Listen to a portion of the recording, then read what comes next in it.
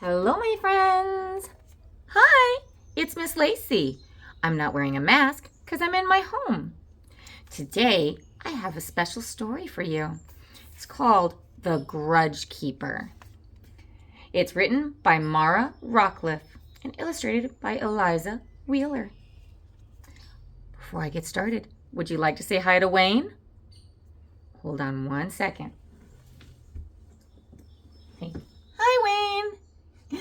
Bye, Wayne. The Grudge Keeper. There's a picture on the cover, and we see a whole bunch of people, and they're all holding up these pieces of paper. And this man up here, he's got so much paper all around him, and look at his face. Oh, he looks concerned. It's a lot of paper. I wonder what's going on, huh? The Grudge Keeper.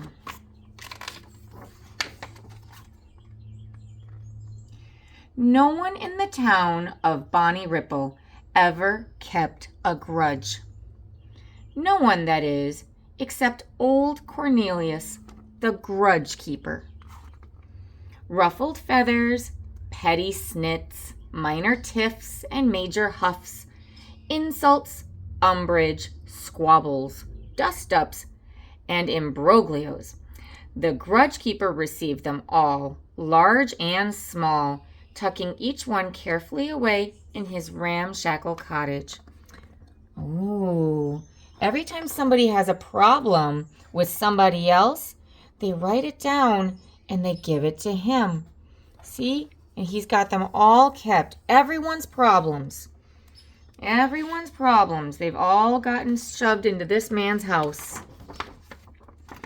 When Minnie Fletcher's goat gulped down Elvira's Boggs' prize-winning zinnias, Elvira marched right over to the grudge keeper to file a complaint. Oh, goodness. So here's this goat, and it's eating some flowers, and oh, that's not nice. She doesn't like it, so she wrote it down, and she's bringing it to him. When mischievous Sylvester Quincy snagged the schoolmaster's toupee, the schoolmaster took terrible offense. Straight to Cornelius. So see, this naughty little boy, he took the hair off of this man's head. That is pretend hair that man was wearing. So this little boy took it, and the man is very upset. But is he talking to him about it? He's taking that grudge to the grudge keeper instead. He's tattling.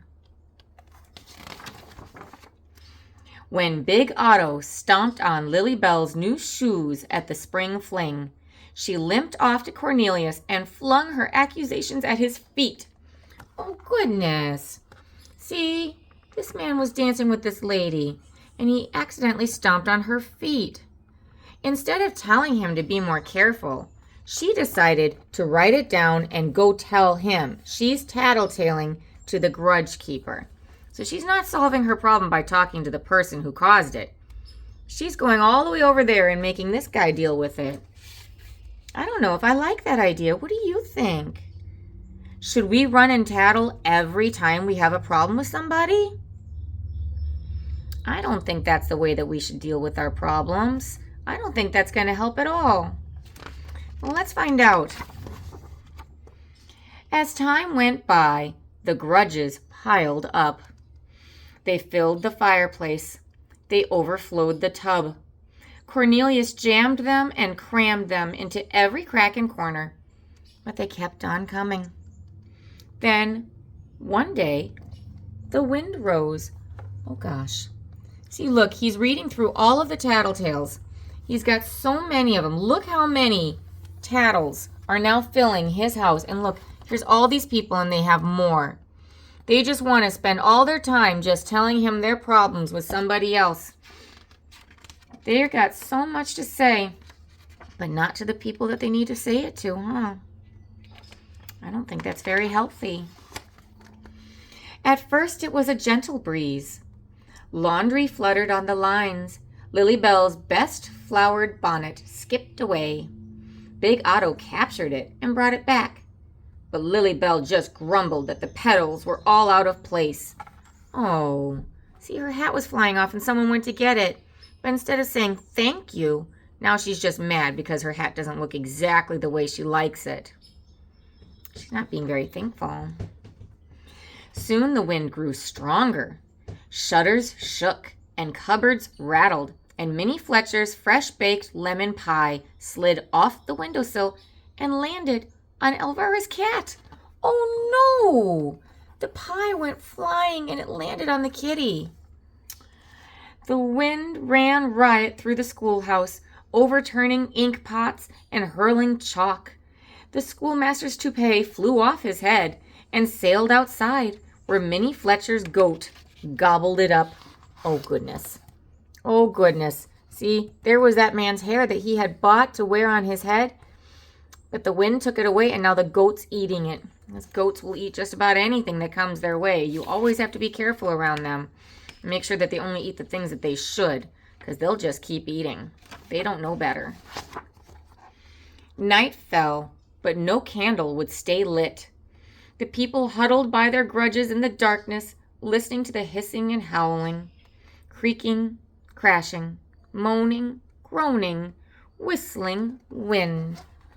Look at all that wind. Oh, there's so much of it. You see the wind? Remember we talked before, you can draw the wind with these swirls. Yeah.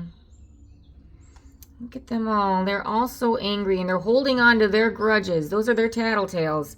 They're holding on to them, but what's the wind doing? Let's look. What's the wind doing? Looks like it's picked up a few. What do you think? At last, the wind sputtered, slowed, and stopped. The townspeople crept out in the morning light. Clutching their new grudges, they set off for the grudge keeper's cottage. But what was this? Uh-oh. See, here's everyone. They're all lining up, and they're all getting ready to go tattle because they're upset. They're upset about lots of things, and they want to go tell him. They want to go tell him and make him listen. They've got all their grudges, their tattles. They're all lined up. Uh-oh. The wind had mixed and mingled, tossed and turned, tumbled and jumbled, and finally dumped and rumpled the crumpled grudges in one whopping pile. What a mess! All their tattletales that had been organized neatly. It's all over the front lawn. Look, it's everywhere. Look how many tattletales. That's what it looks like when you spend all day, every day just tattletaling on other people. If you write it all down, that's what it looks like. Every time that you're bothered by somebody and you tattle, that's what it looks like on paper. Nothing was where it should be. Squabbles were scrambled with quibbles. Low blows rested high up in the pile. High dudgeon had drifted down low, and the left-handed compliments had landed on the right-hand side. What a mess. What a mess. The townspeople crowded around the mountain of grudges, pushing, grabbing, shoving, shouting, "Give me that! Me first! Mine!" Oh, that's not nice. That's not nice. In the hubbub, no one heard the feeble groan that had squeezed out from the bottom of the pile. No one but Sylvester Quincy. "It's Cornelius!" he cried. See, everyone was so busy fighting over all these different things, they didn't notice. They didn't notice the sound. "Cornelius!" The shouts and shoving stopped. Why hadn't anyone thought to wonder where the grudge keeper had gone? There's this whole big mess, but where is he? Where is the man that keeps the grudges? Sylvester Quincy dove in first. Slowly, the others followed suit. Grudges scattered like confetti as they worked to dig Cornelius out of the pile. Oh, what a big problem. There had been such a storm, and no one thought to check if he was safe. Was he okay? What's more important? Is it all of these tattletales, or is it the safety of somebody that they love? People are more important than tattles. Minnie Fletcher found a grudge labeled "Goats Who Make Pigs of Themselves." Holding it out to Elvira, she said, "I'm sorry about your zinnias." That's nice. Instead of just being mad about the tattling and everything else, she's apologizing. It's good to say you're sorry when you've done something wrong, even if it was by accident. Apologize. It helps to make things better. Elvira looked at her old, worn-out Grudge. "What do I need with that?" she said. And she fed the Grudge to Minnie Fletcher's goat. Good. She's letting it go. She's not mad anymore. The schoolmaster smoothed out a snit called Sassy Spitball Spraying Schoolboys. He glanced at Sylvester Quincy. Then, with a shrug, he rolled it up again and flung it far away. "I found a bone to pick," Big Otto said to Lily Bell. "I think it's yours." Lily Bell blushed, and she tossed it to the pet peeves. Oh, look. See, he's handing it to her, but she's not mad anymore. She's not mad at him now. She feels better. Cornelius staggered to his feet and stared around. "The Grudges!" he cried. "Where have they gone?" Look. Oh, gosh, they're all helping him. He was under all that weight. Big Otto eyed Elvira Bogg, and Minnie Fletcher sneaked a guilty look at Lily Bell. The schoolmaster shuffled his feet. Tiffs and huffs, squabbles and quibbles, all the Grudges had been tossed away, down to the last small scrap of pique. Not a single Grudge remained. Look, they're not mad anymore. They're not mad. Suddenly, with a yowl, Elvira's cat shot through the crowd. Elvira stumbled into Minnie Fletcher. Minnie crashed into Big Otto, and Big Otto toppled right over on top of Lily Bell. Oh, no. Oh, no. What are these people going to do? You know that normally they love to tattletale. I'll bet they're going to have so much to say about this. What do you think? Are they going to tattle?